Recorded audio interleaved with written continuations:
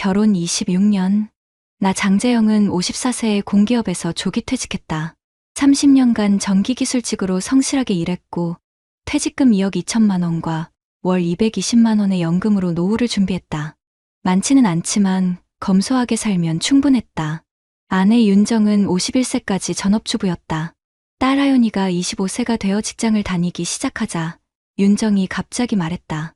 여보, 나도 이제 뭔가 해보고 싶어. 솔직히 경제적으로는 여유롭지 않았다. 제 취업은 현실적으로 어려웠고 윤정의 수입이 있다면 생활에 도움이 될 것 같았다. 좋은 생각이야. 뭘 하고 싶은데? 보험 설계사 자격증을 따볼까 해. 영희 언니가 추천해줬어. 윤정은 3개월 동안 열심히 공부해서 보험 설계사 자격증을 땄다. 그리고 동네 보험 대리점에 소속되어 일을 시작했다. 처음에는 뿌듯했다. 26년간 집안일만 하던 아내가 자신의 꿈을 찾아가는 모습이 대견했다. 친구들 모임에서도 자랑했다. 우리 윤정이가 요즘 보험일 시작했는데 적성에 맞는 것 같아. 고객들이 많이 좋아해. 하지만 변화는 빨리 나타났다. 윤정이 매일 외근을 나가기 시작했고 저녁 늦게 들어오는 날이 많아졌다. 오늘은 왜 이렇게 늦었어? 고객 상담이 길어졌어. 보험이라는 게 단순하지 않잖아. 꼼꼼히 설명해줘야 하고. 윤정의 옷차림도 달라졌다. 예전에는 편한 옷만 입던 사람이 정장에 화장까지 꼼꼼히 하고 나갔다. 향수도 뿌리기 시작했다. 고객들 만나는 일이니까 단정하게 해야지. 그럴듯한 이유였다. 하지만 뭔가 달라지는 것들이 하나둘 눈에 띄기 시작했다. 가장 눈에 띈 건 지출이었다. 윤정이 개인 사업자로 등록하면서 고객관리비라는 명목으로 카드를 자주 사용하기 시작했다. 월말에 카드 명세서를 확인하면 고급 식당, 카페, 선물 구입비까지 다양했다. 고객관리비가 이렇게 많이 들어? 요즘 경쟁이 치열해서 그래. 다른 회사 설계사들도 다 그렇게 해. 안 그러면 고객을 빼앗겨. 그리고 휴대폰이었다. 예전에는 집에서 휴대폰을 거의 보지 않던 윤정이 요즘에는 화장실 갈 때도 들고 가고 자주 들여다봤다. 메시지가 오면 혼자 미소를 지었다. 누구랑 메시지하는 거야? 고객들이야. 보험료 납입일 안내하고 상품 문의도 받고. 어느 날 하연이가 조심스럽게 내게 다가왔다. 아빠, 엄마가 요즘 이상하지 않아? 어떻게? 휴대폰 보면서 혼자 웃기도 하고 화장도 진하게 하고. 그리고 하연이가 망설이더니 말했다. 어제 엄마 핸드폰 충전하는데 카톡 알림이 떴어.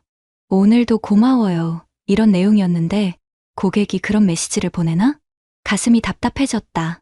하지만 아직 확신할 수는 없었다. 엄마가 고객 서비스를 잘해서 그런 거겠지. 요즘 서비스업이 다 그렇잖아. 하지만 속으로는 의심이 커져가고 있었다. 54세에 처음으로 아내를 의심하고 있는 내 자신이 초라했다. 윤정의 보험 실적은 좋았다. 첫 해에 4천만 원 넘게 벌어들였다. 나보다 많았다. 솔직히 기분이 복잡했다. 뿌듯하면서도 한편으로는 초라했다. 여보, 대단한데? 첫 해치고 실적이 정말 좋네. 열심히 했으니까. 그리고 좋은 고객들을 만났어. 좋은 고객들. 윤정이 자주 언급하는 말이었다.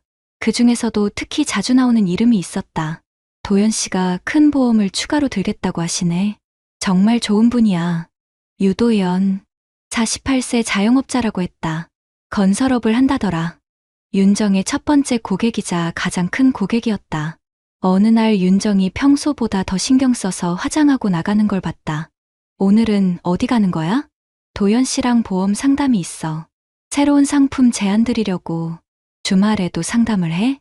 바쁜 분이라 주말에만 시간이 나시거든. 큰 고객이니까 맞춰드려야지. 그날 윤정은 밤 10시가 넘어서야 들어왔다. 3시간 넘게 상담했다는 것이었다. 상담이 그렇게 오래 걸려? 보험이라는 게 복잡하잖아. 꼼꼼히 설명드리고 라이프 플랜도 짜드리고 그래야 신뢰를 얻지.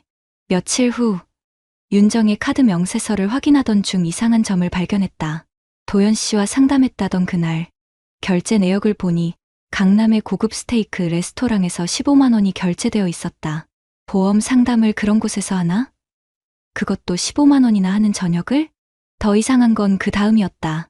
같은 날 밤 11시에 호텔 근처 카페에서 또 결제가 있었다. 나는 윤정에게 물어봤다. 여기 카드 내역 보니까 도연 씨랑 상담할 때 꽤 비싼 곳에서 하네? 아, 그분이 좋은 곳에서 하자고 하셔서 고객이 원하시는데 뭐라고 할 수 없잖아. 그래도 15만 원짜리 저녁은 좀 고객 관리비야. 다 경비 처리되는 거라고. 하지만 뭔가 석연치 않았다. 고객 관리비 치고는 너무 과했다. 며칠 뒤 하연이가 또 다른 이야기를 해줬다. 아빠, 엄마 카톡에 박 부장님이라고 저장된 사람이 있더라고. 메시지 내용을 봤는데 뭐라고 하던데? 오늘 시간이 어떻게 되세요? 보고 싶어요. 이런 내용이었어.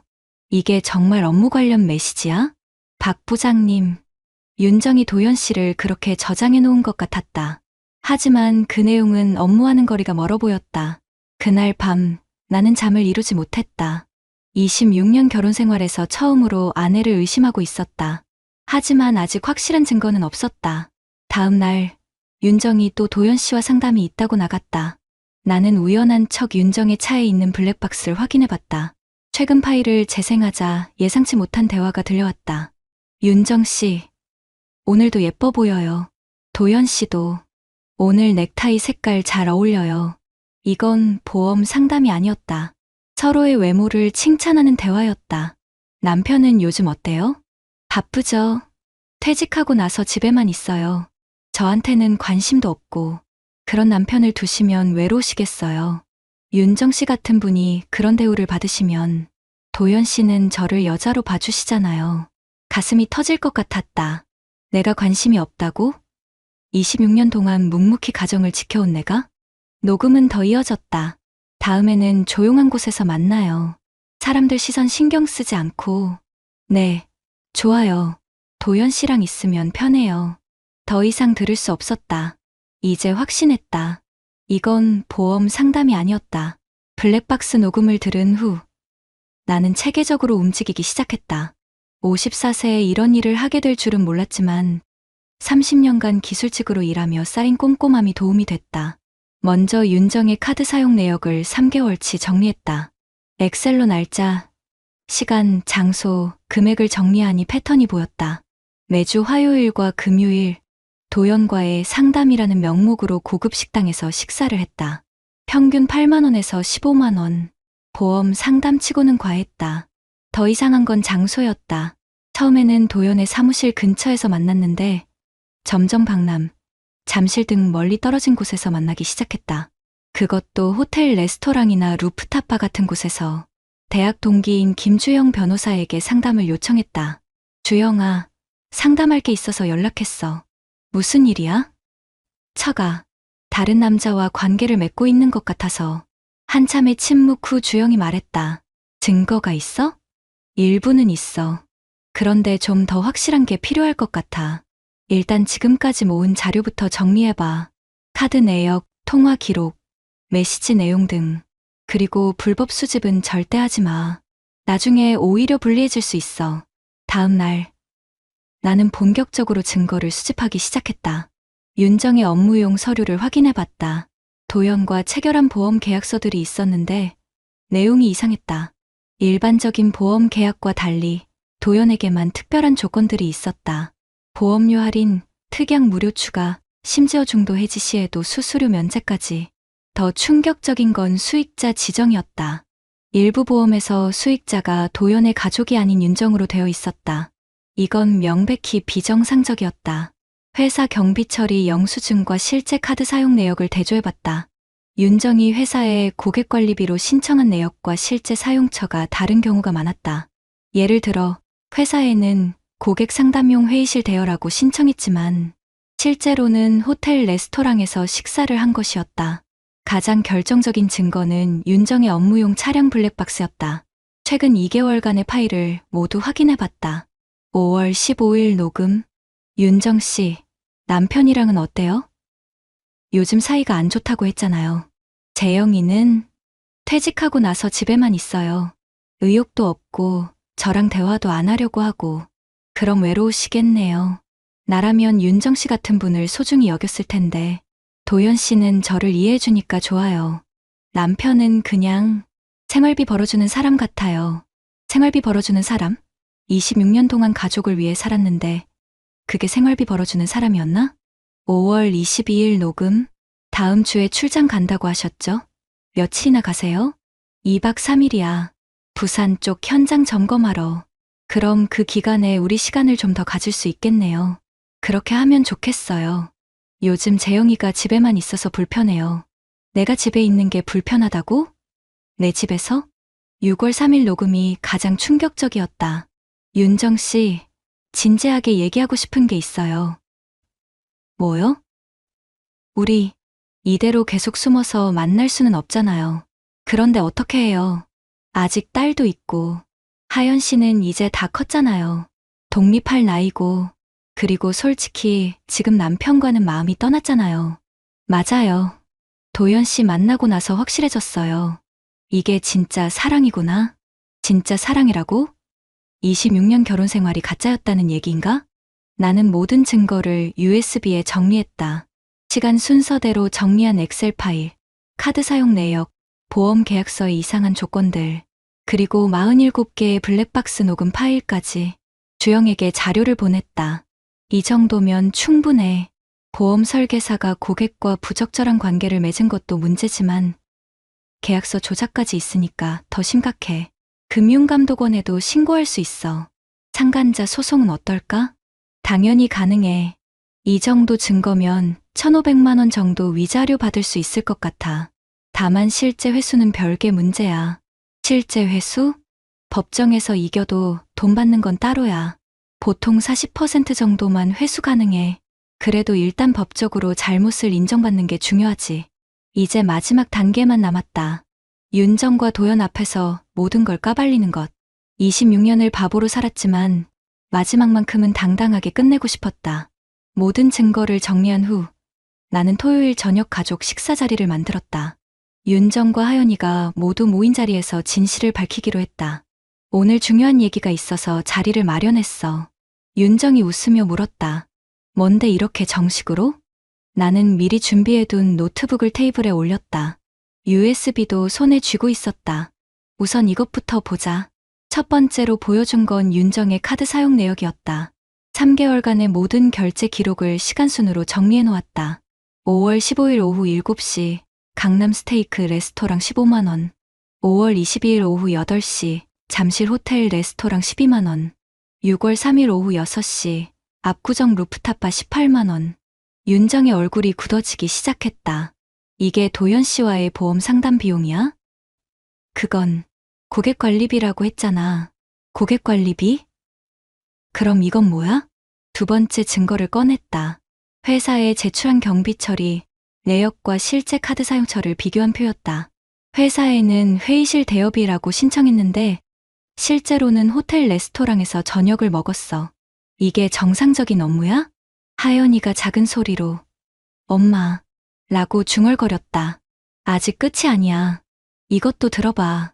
세 번째는 블랙박스 녹음 파일이었다. 도연과의 사적인 대화 내용을 재생했다. 도연 씨는 저를 여자로 봐주시잖아요.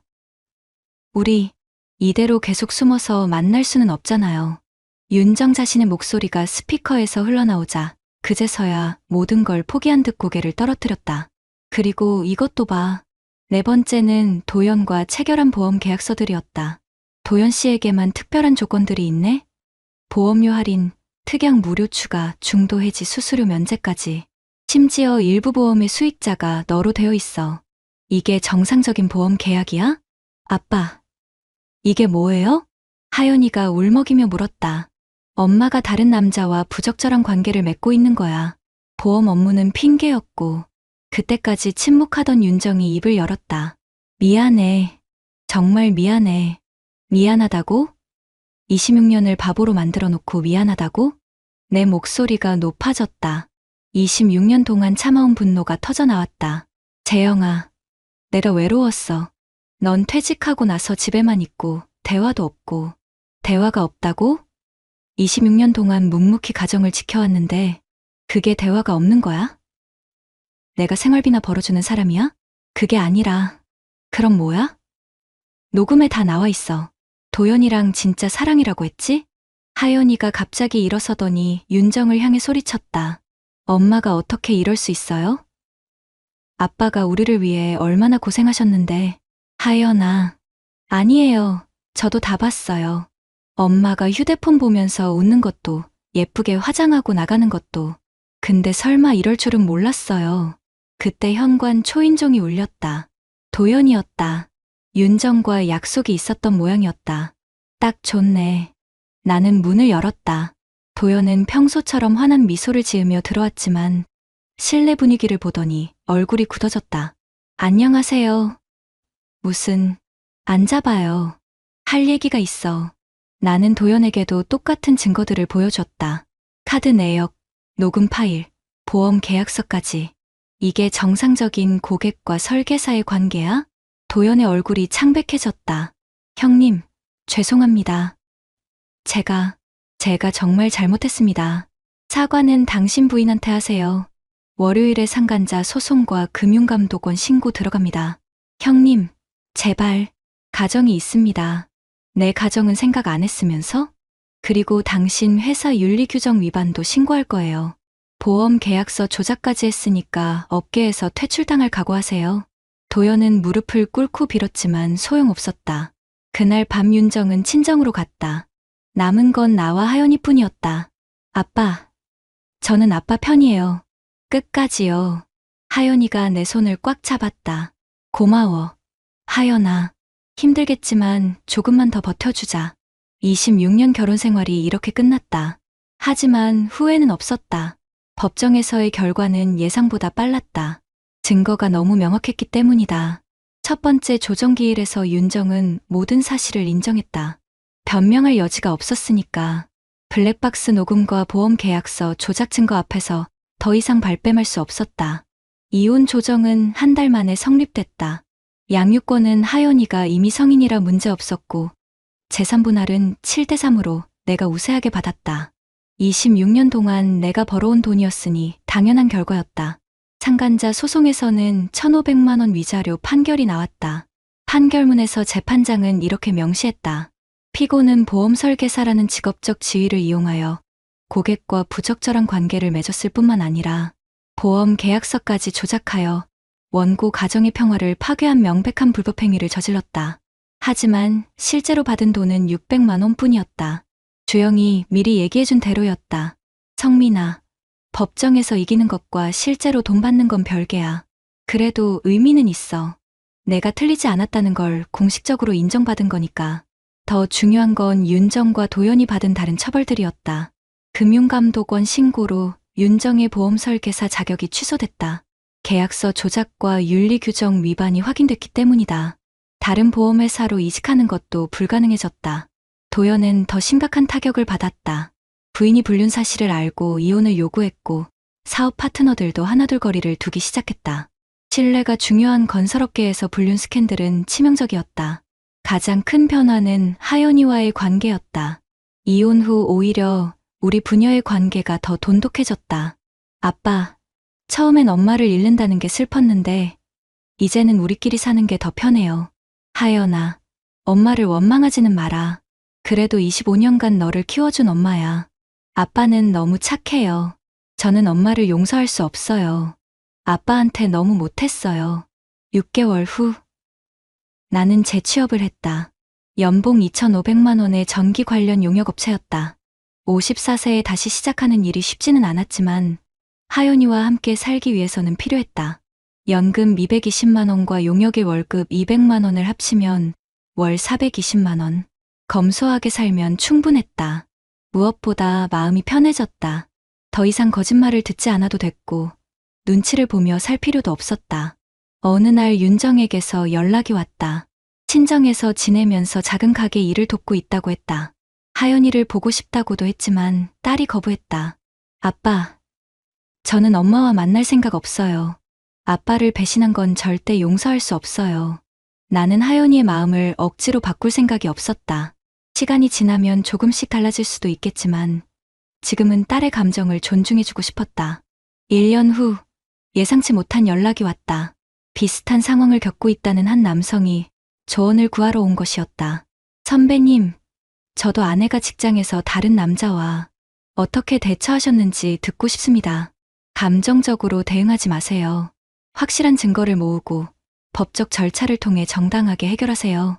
그리고 무엇보다 자신을 지키는 게 중요해요. 내 경험이 다른 사람에게 도움이 된다니 보람을 느꼈다. 2년이 지난 지금 나는 새로운 일상에 만족하고 있다. 하연이는 회사에서 승진했고 좋은 남자친구도 생겼다. 아빠, 제가 결혼하면 아빠가 혼자 계실 텐데 괜찮으세요? 걱정 마. 아빠는 혼자서도 잘 살 수 있어. 실제로 그랬다. 26년 동안 가족을 위해 살았는데 이제는 나를 위한 시간이 생겼다. 자유로웠다. 가끔 같은 상황에 처한 남성들이 온라인으로 조언을 구해온다. 내가 항상 하는 말이 있다. 배신당했다고 해서 인생이 끝나는 건 아닙니다. 오히려 진실을 알고 나서 새로운 시작을 할 수 있어요. 중요한 건 감정보다는 이성으로 정당한 방법으로 대응하는 겁니다. 윤정은 51세에 보험 설계사가 됐지만 결국 고객도 가정도 모두 잃었다. 진짜 보험은 신뢰였는데 그걸 스스로 포기한 셈이었다. 나는 54세에 다시 시작했지만 정직하게 살고 있다. 그것만으로도 충분하다. 보험은 취소할 수 있어도 한 번 잃은 신뢰는 복구할 수 없다. 이게 내가 이 모든 과정에서 얻은 가장 중요한 깨달음이었다.